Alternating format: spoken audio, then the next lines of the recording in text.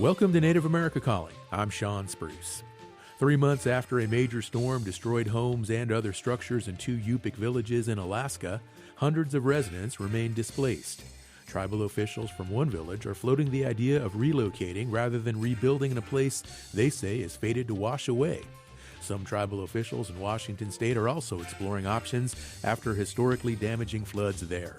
We'll get updates on the increasing threat of floods for coastal tribes and what their options might be. That's coming up after the news.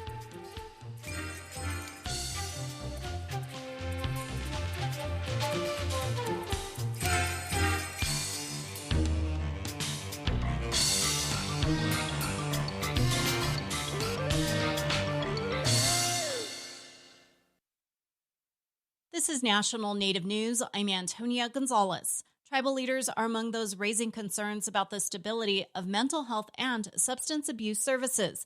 That's after a temporary major cut in federal funding last week. Chuck Kornbach reports. The White House announced roughly $2 billion in cuts to the SAMHSA, or Substance Abuse and Mental Health Services Administration. The government said the money no longer aligned with President Trump's public health agenda. Then, about 24 hours later, and without explanation, the grants were restored. The Ho-Chunk Nation is one of about 2,000 organizations that would have lost funding. Ho-Chunk President John Greendeer says last week's cuts, had they held, would have been on top of other reductions announced a year ago that were only partly restored. Those never came back online completely, especially those who work close with the program. Greendeer says the Indian Health Service has also lost staff nationwide. He says the uncertainty not only harms indigenous communities, which he calls America's most vulnerable populations. It is dealing with the most vulnerable populations within a vulnerable population.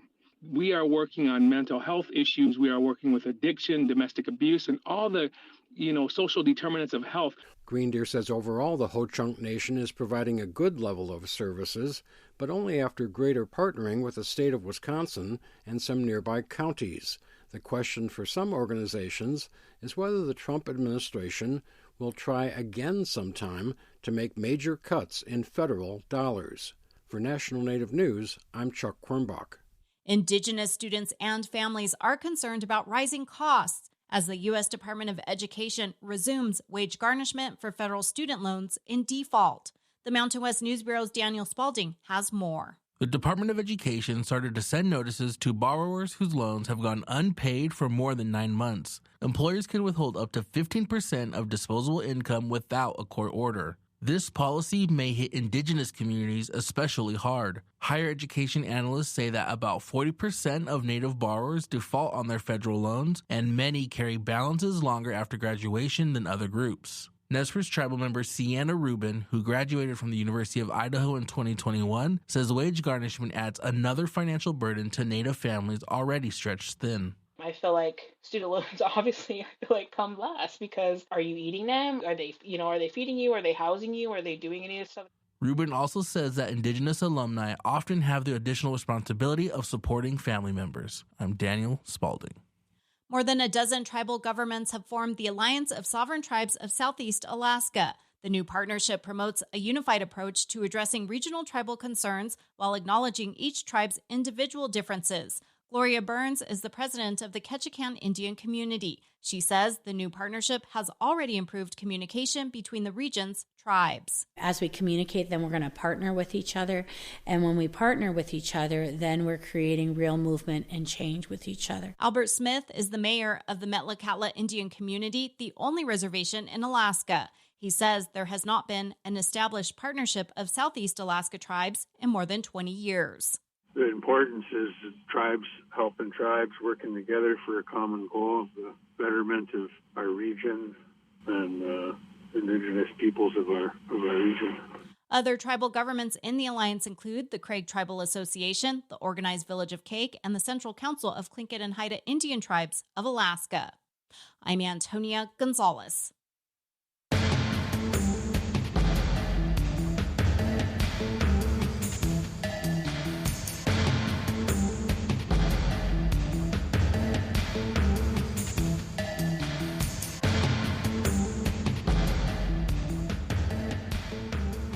National Native News is produced by Koahnic Broadcast Corporation with funding by the Corporation for Public Broadcasting. Support from Clarkson Potter, publisher of Turtle Island, Foods and Traditions of the Indigenous Peoples of North America by Native American chef Sean Sherman. With ancestral and modern recipes, this cookbook showcases diverse foodways of the continent's regions. Support by the American Indian College Fund, providing millions of dollars of scholarships to Native students every year. Applications are accepted through May 31st at collegefund.org or by phone at 800-766-FUND.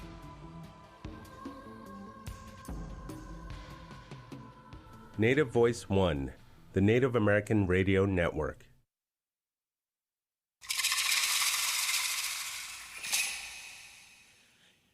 This is Native America Calling. I'm Sean Spruce. In Alaska, hundreds of people from the Yupik villages of Kipnuk and Quigilingnuck remain unsure when they can return home, 3 months after the remnants of a typhoon hit western Alaska. Flooding took the lives of 3 residents and forced the evacuation of dozens of others. As the villages face a long rebuilding process, tribal officials from Quigilingnuck propose relocating to higher ground. They face the same plight as many other western coastal Alaska villages as permafrost melts and sea levels rise.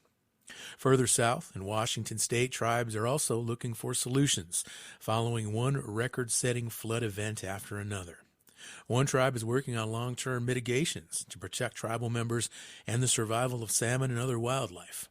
We'll hear from tribal officials and others from both Alaska and Washington about the damage of flooding. We also want to hear from you today, our listeners. You can join us with a comment or question. Just call 1-800-996-2848. That number is also 1-800-99-NATIVE. Joining us now from Anchorage, Alaska, is Daniel Paul. He is the tribal president of the village of Kipnuk. He is Yupik. President Paul, good morning and welcome to Native America Calling. Yeah, good morning, Delishu, Kipnuk Traditional Council, Army President Dowell. Hello, I'm Daniel Paul, and I'm the president of the native village of Kipnuk. President Paul, thank you so much for joining the show. I want to just go ahead and begin our interview with you. I understand most of the homes in Kipnuk were destroyed in the storm 3 months ago. Tell us, how is the rebuilding coming along, and when can people expect to return home? Rebuilding is in process right now, and the timeline for return is unknown, and hopefully we'll go back in hopefully end of the year or next year. So probably about a year out at this point, it sounds like. Now, you're in Anchorage right now. How are you and other people from the village faring, and how long can you be away from your home there in Anchorage? Every tribal members are here in the non-congregated shelters and hotels, and we're adapting to a city life. Adapting to city life. What do your fellow village residents, what do they tell you? What do you hear from them about their concerns, and for those especially who are there in Anchorage? I hear many of my tribal members wanting to relocate, but the rebuilding process is in place as of now. Now, we hear numbers as high as 90% of your village was destroyed. Can you give us a feel for the scale of that loss and just how you and your fellow residents are confronting this crisis? Oh, this crisis, the scale is very... Many of my tribe members lost their homes and our boardwalks.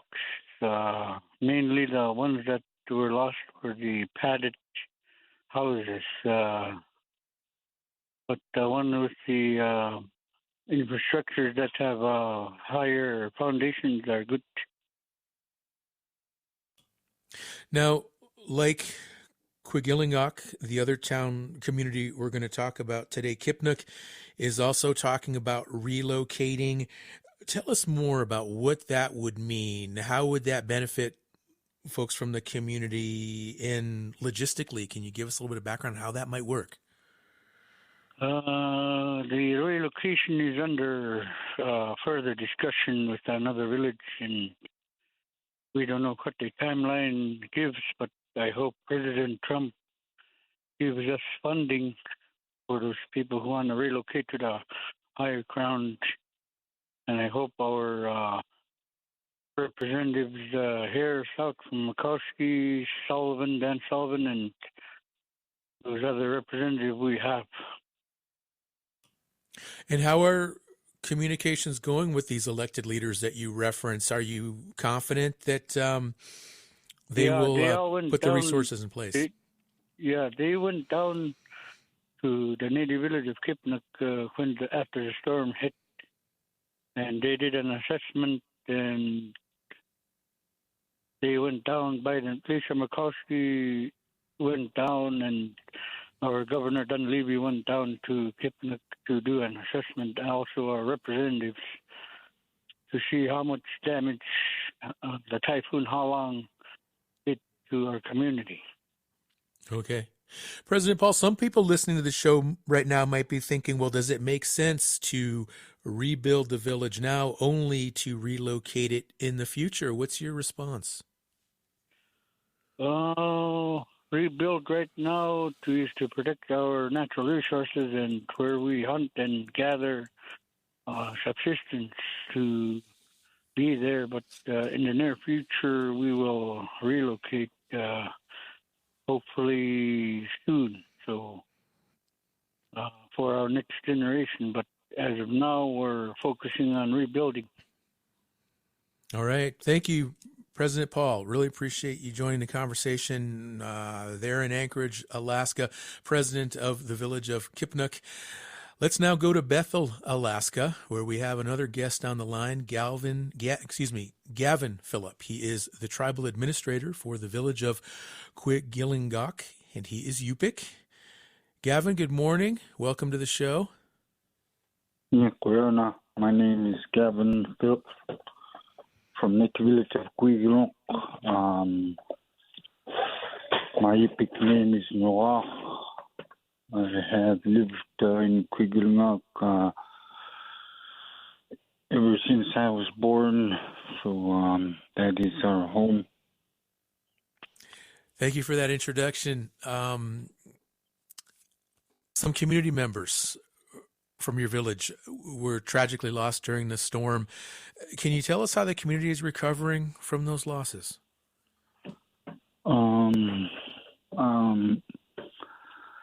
Our community, as you are all aware, have went through that storm just like Kipnuk.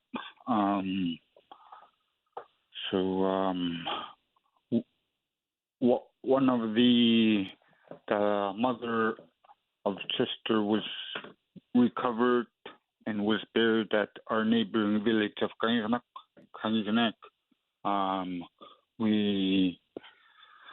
The other two gentlemen, Vernon Pavel and Chester Kashatuk, are still not recovered, so recovery efforts will resume when the snow is gone, around spring. Mm-hmm. Oh, geez. It's tough to hear, Gavin. Now, also, community members are dispersed in Anchorage, Bethel, where you are, and other locations there in Alaska. How are you and other people dealing with this separation? We heard earlier from President Paul, and he explained some of the challenges that the folks from Kipnuk are facing. Are you dealing with a similar ordeal? Yes, it's very similar. Our tribal members are in Anchorage and Bethel, and within Bethel, like Tuntutuliak, Kong, Karanganuk, and other areas within Alaska. Now, as the village rebuilds, you and other tribal officials want to relocate, just like what we heard in Kipnuk. How much support right now are you folks receiving from the state and also the Native Regional Corporation that you, many of your shareholders of? As far as our tribal members, we want to relocate to other areas due to the land sinking region-wide. The permafrost is melting. That's based off of our observation over the years. But this relocation has been talked about roughly 30 years, but it is our, as a whole, the governing body and membership want to relocate more today.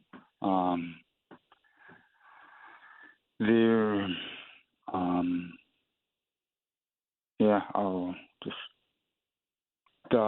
I think we need to collaborate with the agencies to make this go forward, with like our regional corporation, our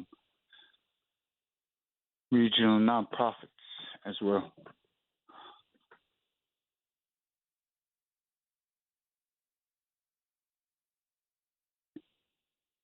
So, President Daniel Paul of the village of Kipnuk, starting off our conversation here today on Native America Calling, talking about the aftermath of the flood and community members who have been relocated to urban areas in the state of Alaska, and also plans to relocate to move the village at some point in the future, the villages. So we're going to continue this conversation. We have another guest also from Alaska who will be joining us. And the phone lines are open, of course, for listeners who would like to join the conversation. Maybe you are in an Alaska Native village right now, one of the villages that we're talking about perhaps, or a nearby village, or maybe you're in Anchorage, or maybe you're in Fairbanks, and you just have thoughts with regard to what we are talking about today, this issue. You can give us a call. Just pick up your phone, 1-800-996-2848.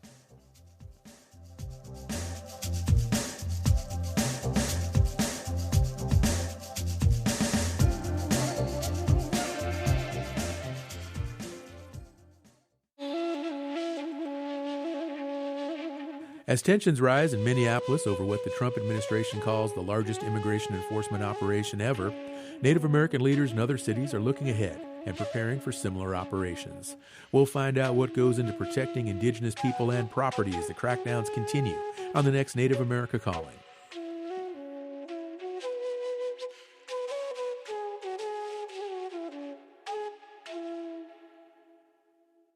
Who protects Indian country? Amerind does.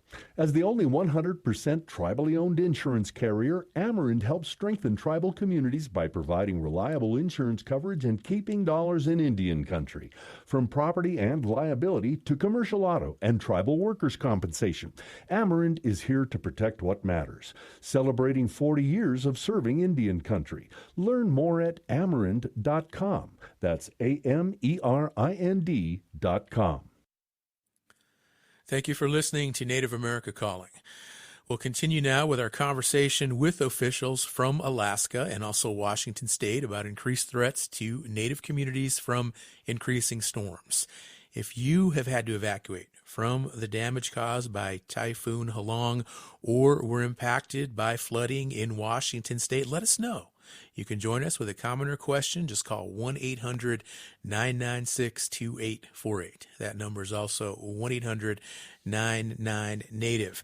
We have Gavin Phillip on the line right now in Bethel, Alaska. He is the tribal administrator for the village of Quigilingok. And Gavin, you mentioned before the break the permafrost melting, and I'm just curious to know how the land there in your village, how it has changed just in your own lifetime, and especially these storms. Are you seeing more frequency, not only in the storms, but also in their severity?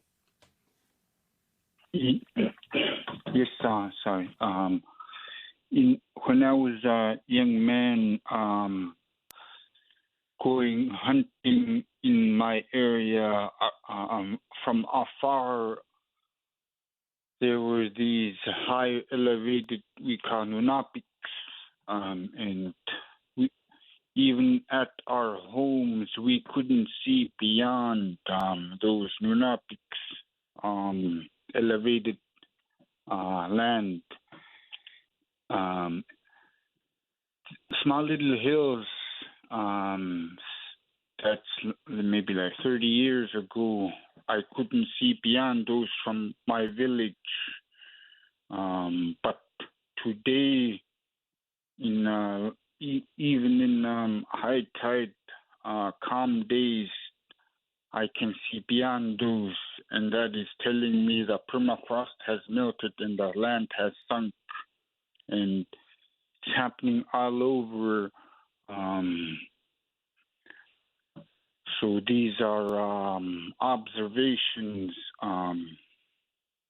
over the years, and we were told traditional knowledge that when a land is disturbed in our area, it is bound to sink. And the illustration that I can tell you is these mouses that are small, less than a pound, I don't know. Maybe their weight can be like in ounces, but when they're treading, they make these tracks, and you can see these indent their tracks. Even otters or beavers, their tracks, you can see them from the satellite, because that's what the route they use to go between these lakes. So these are what my elders taught me, and they're orally taught, and I can see their tracks, if that makes sense. Yeah, it does. It just, just to hear you describe it like that. And I'm thinking of all of our listeners in other parts of the U.S., and they're probably just really, really amazed at what you're describing and how the land has changed and how it's impacting life. Now, you think this storm is just the beginning and that there will be additional storms, stronger storms in the future? Gavin, what makes you say that? Even on these calm days, the inundation is a lot higher than 10 years ago.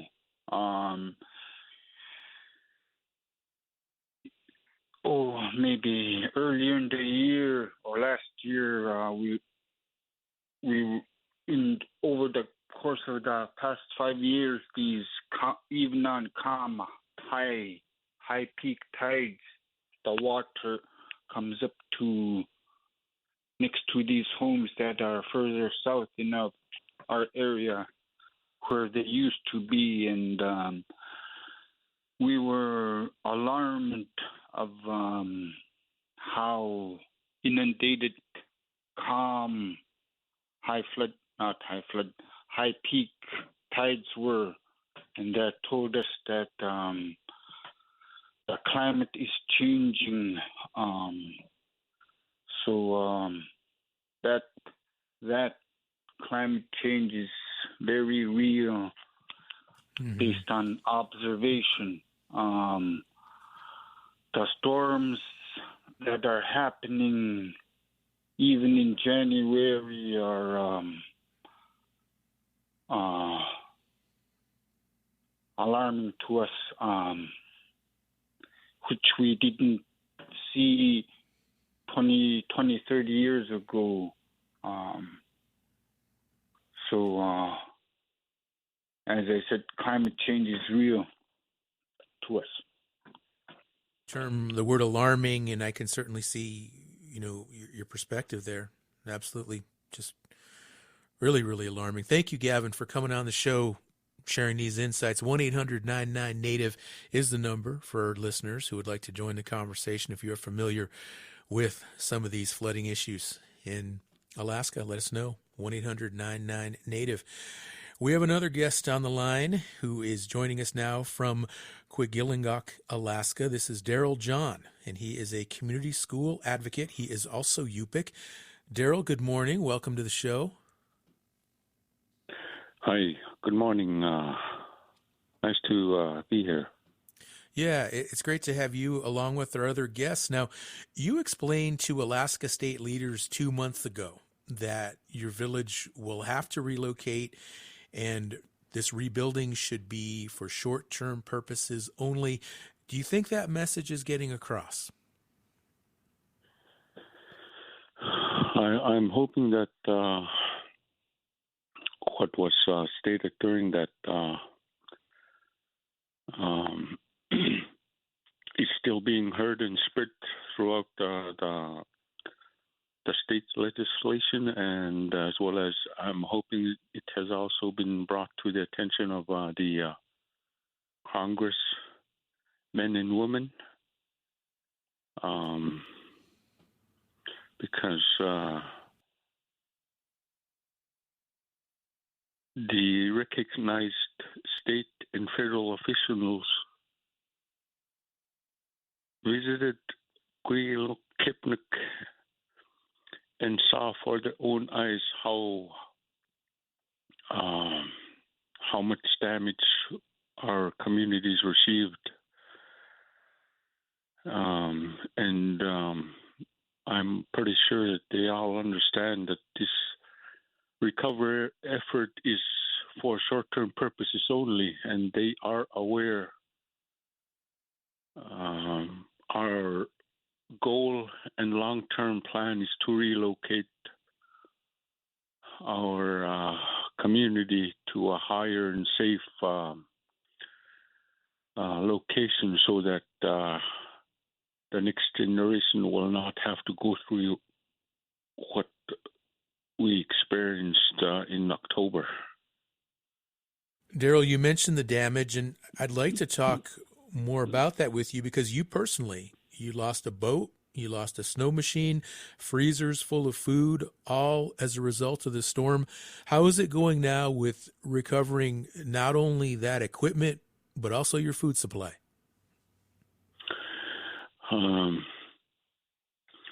Well,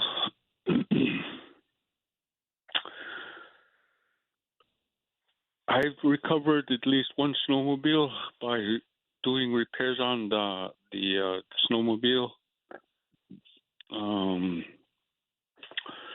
The other three are still on standby. I still need to get some parts for them. And for the boat and outboard, I still haven't recovered one. So, but for the food I lost for the whole winter, it's I'm still getting by. I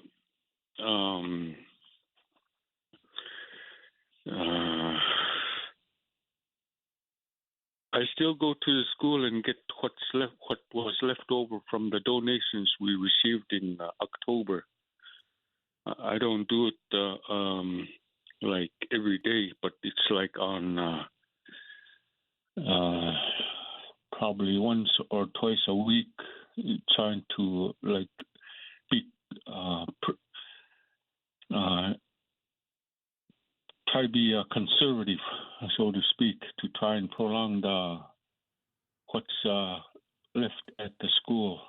The subsistence food we received during the long period. Daryl, I'm curious to know, what is it like now there in the village? Because you are one of only a few people who have remained. How are you able to adjust? And you mentioned these trips to the school, and how many other people are there? And are you folks able to collaborate and work together at all to just maintain life as you know it? Well, right now there's about close to 30, if not a little over 30 community members that have returned. And those that have returned are returning to homes that are still structured on pilings. And there's roughly about probably close to 30 contractors that are working on repairing homes, moving homes, repairing foundations of those homes that are on foundation designs. Daryl, what was it that it's more I could say it's more comfortable to see the amount of people that are still here in Guigelnok versus October 17. So yeah, that must make your spirit, that must rise your spirits to see people returning and more community members going about. Now, correct me if I'm wrong, you never evacuated, I don't believe. And if that's correct, what motivated you to stay and not relocate like so many other individuals? Well, I think after all the evacuations, I think there was like 7 of us left. And, seeing the amount of numbers, it gave me motivations to stay. To stay and help with whatever I can do as a community member. And I have no regrets. I'm thankful that I made that decision to stay. I was given the opportunity to apply for jobs in other places, but I thought about that overnight, and the next morning I contacted my supervisors and told them my decision. And with the amount of people leaving, that gave me the determination to stay and help. Daryl, you're really inspiring. I think right now a lot of our listeners are just hearing you talk and they're thinking to themselves, right on, here is somebody who just stayed in his community and is doing his part to rebuild it. Thank you so much for coming on the show today, updating our listeners. It's been a while since we've talked about the hurricane, of course, along, and also some of the aftermath there in communities in Alaska. So really appreciate all 3 of our guests from Alaska who have joined us today so far. Appreciate you all. And the number to join the conversation for listeners who would like to chime in here is 1-800-996-2848. Let's now head south to Washington State, and we have a couple of guests who are joining us on Zoom. First, from Skokomish, Washington, is Joseph Pavel. He is the Natural Resources Director for the Skokomish Indian Tribe, and he is, of course, Skokomish. Joseph, good morning and welcome to Native America Calling. Well, good morning. Pleased to be here. Thank you for having us. Absolutely. Also joining us on Zoom in Seattle, Washington, is Dr. Guillaume Mauger. He is Washington State's climatologist and also a research scientist at the University of Washington's Climate Impacts Group. Guillaume, thank you for joining the show, and good morning. Good morning. Thanks for having me. You bet. Now, Joseph, your tribe has historically learned to deal with floods, but now the geography is very different from hundreds of years ago. How has the tribe's attention to flooding changed over the years? We have a couple of minutes before we need to go to break. Plenty of time for you to get the conversation started. Well, I think the tribe has recognized this for a long time, even before the word climate change or global warming became part of the vocabulary. This is a phenomenon that we've seen coming. Obviously there's a natural cycle in our climates, and it's been coming for decades before it became noticeable or news to anyone else. And our people have had to move away and abandon their homes and farms that were adjacent to the river as it floods. And this has been going on ever since I can remember. I'm 70 years old, and that's probably been going on for, 60 years. And as you know, the Skokomish River, if you've ever watched the news and seen the salmon swimming across the road, that is the Skokomish River. And as much as the severity is troubling, but it's the frequency of it. Rivers in this geography typically flood over the bank 1.5, 2 year intervals. We see that here in the Skokomish watershed 6 or 8 times even a year. So Thank you, Joseph. Yeah, no, great. This is good information here. We're going to continue the conversation, but we do have to take a short break. We'll come back. We'll talk more with Joseph Pavol. Also, we'll talk with Dr. Guillaume Mauger. He is Washington State's climatologist. He'll give us some of the science that we need to understand as well. And of course, the phone lines are very much open for listeners who would like to join us, would really like to get some calls going, hear some thoughts from folks who perhaps live in the Pacific Northwest, maybe even if you aren't directly in Alaska or this part of Washington we're talking about, you still might have insights, you still might have perspectives, or even just some questions with regard to what these kind of issues mean long-term with regard to weather and native lands. So give us a call, 1-800-996-2848. Again, 1-800-996-2848. I'm waiting for your call.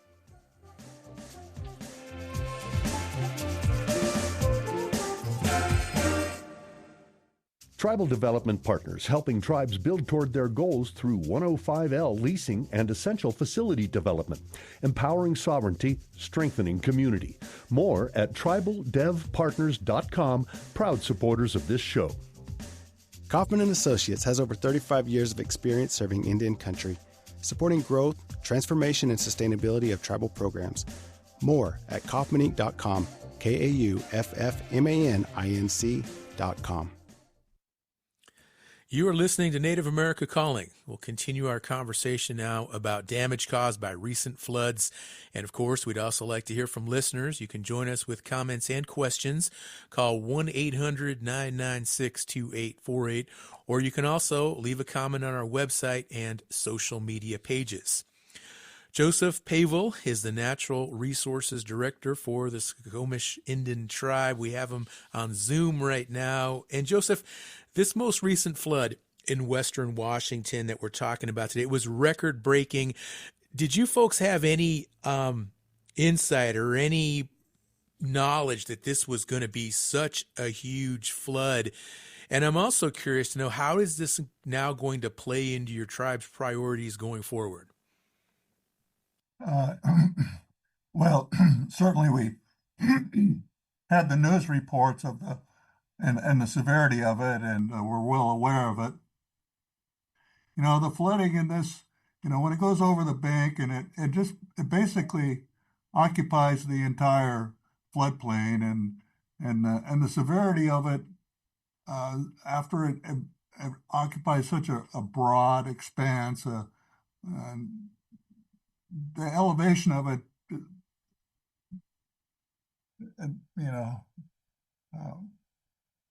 we don't see a lot of it's inches, depending on, more severe. But I'll tell you, very anomalous that it kind of went around us. This particular event sort of missed us. Oftentimes we have events that we're kind of on the center of, and nobody else gets hit. But this one, it was not severe at all. So, well, that's better news. I'm glad to hear that, Joseph. Absolutely, yeah. Dr. Mauger, I'd like to talk with you now. In these severe floods that Western Washington has experienced recently, how would you describe their severity, and should we expect more flooding in the near future? Yeah, well, I mean, as Joseph was highlighting, it's depends on where you're looking, right? This was actually an event, especially the first part of the event on December 8th, when there was a pretty significant rain shadow around, and that included Seattle, but as well as parts of the Skokomish watershed. I think that's probably why they didn't see as much flooding there, although, like I don't know the area quite as well as Joseph does. But for example, we're still calculating just how severe these events were, looking back at the data. But, in some places, it looks like it was over a 25-year event. So an event that we'd expect on average to happen only once every 25 years. Some places it was smaller than that, and some places it was bigger. It was really concentrated in the sort of developed parts of Puget Sound. So that's more the eastern side of Puget Sound, opposite where Joseph sits in the Skokomish watershed. And I think that's actually part of why it got a lot of news. It was a big event, big impacts, but also because it was hitting a lot of populated areas. It was got a lot of attention. Mm-hmm. Also, what gets a lot of attention, Guillaume, with severe flooding like this is the damage that's done to buildings and roads and other types of infrastructure. But what are the other long-term threats from flooding outside of the physical damage that so many people pay attention to? Yeah, so I mean, I'll touch on some of these. Some of these are things that Joseph, I think, could speak to better than myself. But so especially for example, salmon. One of the concerns, even small floods can have lots of impacts on salmon. Salmon, one example, if they're happening at the wrong time, can be to scour the egg beds or redds. And again, this is something Joseph can speak to better than me. Feel free to jump in, Joseph, if you'd like to. Yeah, certainly. The impacts on salmon, the scour, as you mentioned, is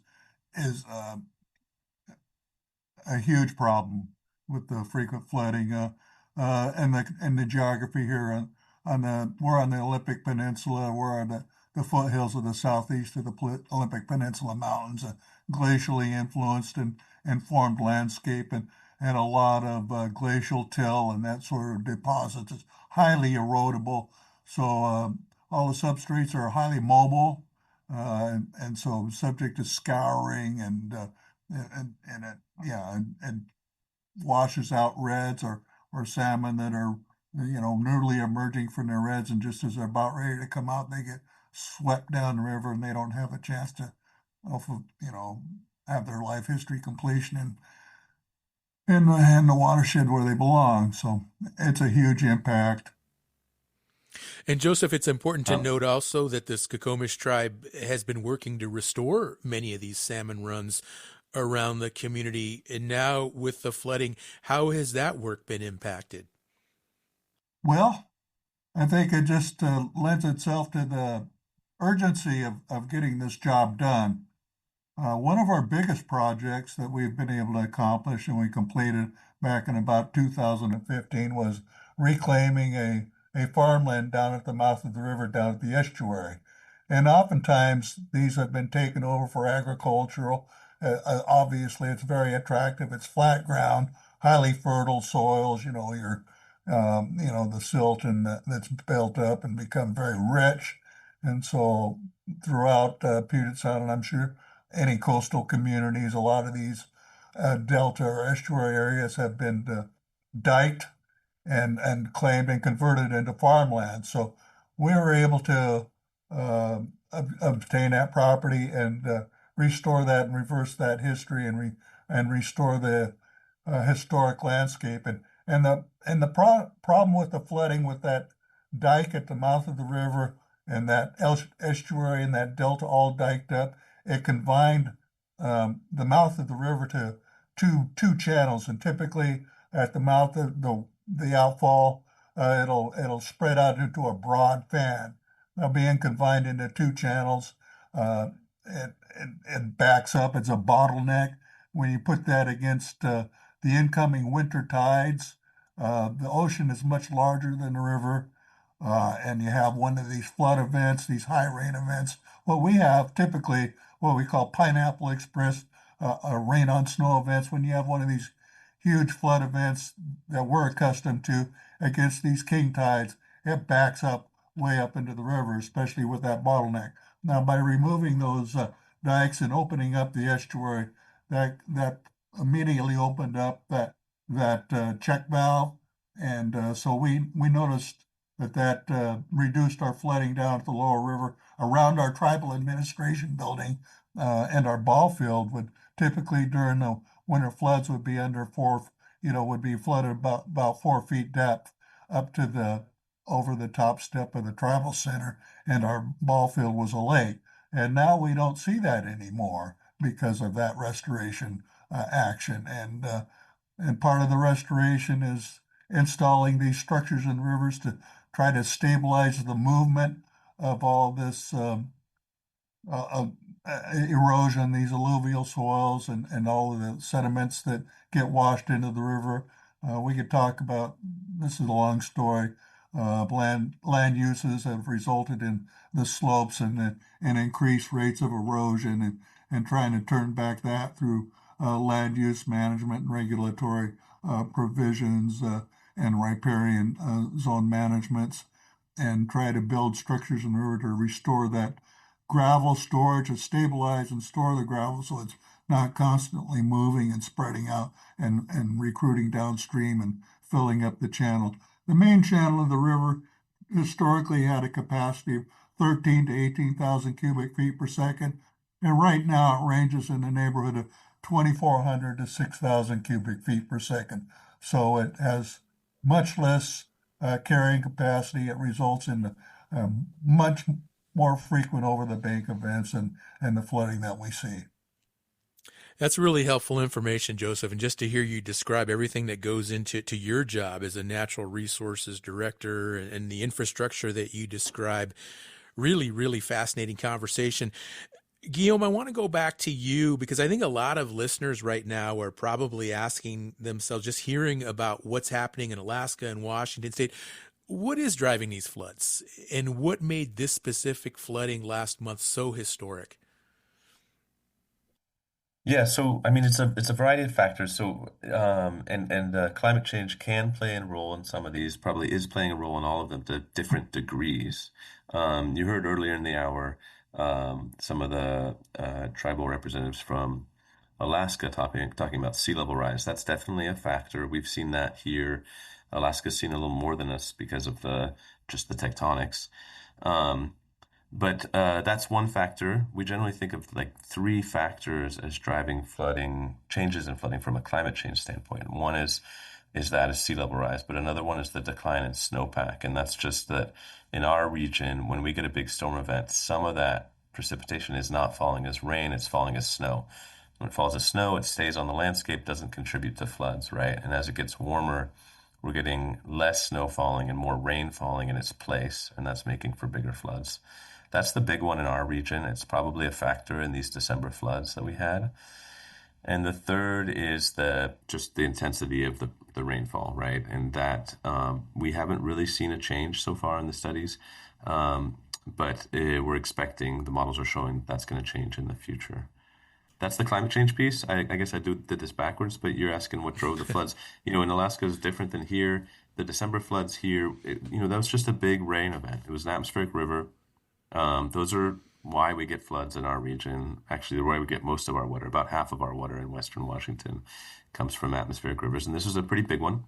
It was both big in terms of the amount of rainfall that fell, but in particular, it was long. Right, so it came on the heels of some wet episodes, and then it lasted for days, and that saturated the soils, allowed more water to run off land and into the rivers and make for bigger floods. So the big one here was the length of this event. It just rained for a long time. Got it.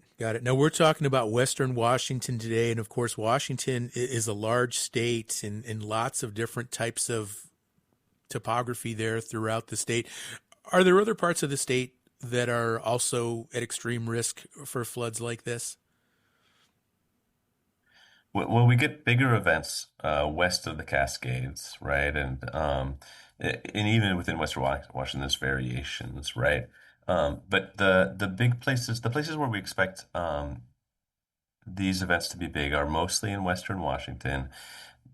And also, most of the time, rivers have adapted to the flows that they tend to get historically, right? So the rivers in places where we get that are less wet can often be smaller, right? So that means that they can still flood, even if in east southern Washington, a river will still flood even if it gets less rain than in western Washington, just because that's what it's sort of adapted to, right? That's the equilibrium it's in. The factors that drive flooding are different in the different places. Mostly everywhere in the U.S., in Washington, it's just how much rain you get, right? But the places that are downstream of mountains, the other factor is that snow to rain proportion that I was telling you about. And so that can be important in some parts of the state as well. Thank you, Guillaume. Joseph, back to you. I want to talk about $1 million, a grant that the Skokomish tribe recently received from HUD for housing. And how is the tribe accounting now for flood plans as it embarks on this big future housing construction project? Yes. The simple solution is to move to higher ground, which we've been investing in for many years now. What we call the core part of the reservation down here on flat ground. It's a small reservation, only 5,000 acres, and about a third of it would be what we'd call, forest lands. About a third of it is wetlands. This is a wet area anyways, besides the flooding. And about a third of it would be what you call, developable flat ground and so forth, proximate to the infrastructure. So what we've had to do is start moving up and encroaching upon the forest lands, and that's it's expensive and laborious. You have to, the gradients that you have to deal with, and developing the infrastructure, power and water up there is expensive. But that's where we're going, and we have developed the infrastructure up there. We've been putting housing up there. We're planning to put more up there. The need is great, even for those that are living in situations that are compromised by the flooding. But we have a long list of tribal members that have no housing at all or would like to be able to live on the reservation. And so we're in phase 2 of we've done a housing project up on higher ground. Phase 1, we've pretty much used up all the parcels that were available for erecting homes on. And phase 2, we've completed the infrastructure development and have begun installing homes in there and building homes. And like I said, it's expensive. So $1 million is a lot of money, but maybe I think people know what it costs to build a home, and right. Yeah, it only goes so far. Yeah. Yeah. Thank you, Joseph. Really appreciate your insights. Guillaume, I want to wrap up with you. We have to end the show here in about a minute, but what are you paying attention to? I'm interested, you as a climatologist, what are you focusing on now? What's the data telling you in terms of the future potential for flooding in the state? Well, look, it actually goes back to a lot of the things that Joseph has been emphasizing, right? We, what we like to say in our group is we're not well prepared for today's floods already, right? Even if there were no climate change, we'd be hurting when these floods happen, right? And what climate change is saying is that they're going to get bigger and they're going to happen more often, right? And so that just it means it's all the more important for us to do everything we can to reduce those impacts, prepare for them, give the river more room, all the things that are going to help us be more resilient in the future. All right. Thank you so much. All of our guests who joined us today, Daniel Paul, Gavin Phillip, Daryl John, Joseph Pavel, and Dr. Guillaume Mauger. Please join us again tomorrow as we get updates on how tribes and individual Native Americans are preparing for ongoing federal crackdowns. I'm Sean Spruce. You've been listening to the one, the only Native America Calling. Repatriation is the return of ancestors and stolen culture. The Association on American Indian Affairs is hosting the 11th annual Repatriation Conference, Feeding the Fire, Advancing the Movement, in February 2026. This fully virtual conference will offer small group interactive workshops, strategies, networking, and more to advance domestic and international repatriation. More at Indian-Affairs.org. The association supports this show. Support by the American Indian College Fund. The American Indian College Fund provides millions of dollars of scholarships to thousands of Native students every year. Tribal citizens of every age and experience are eligible. The deadline for applications is May 31st, and you can find everything you need to apply at collegefund.org. That's collegefund.org or by phone at 800-766-FUND. Education is the answer.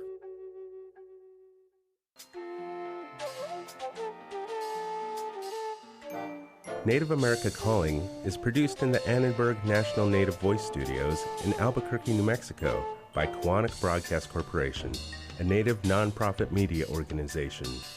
Funding is provided by the Corporation for Public Broadcasting with support from the Public Radio Satellite Service.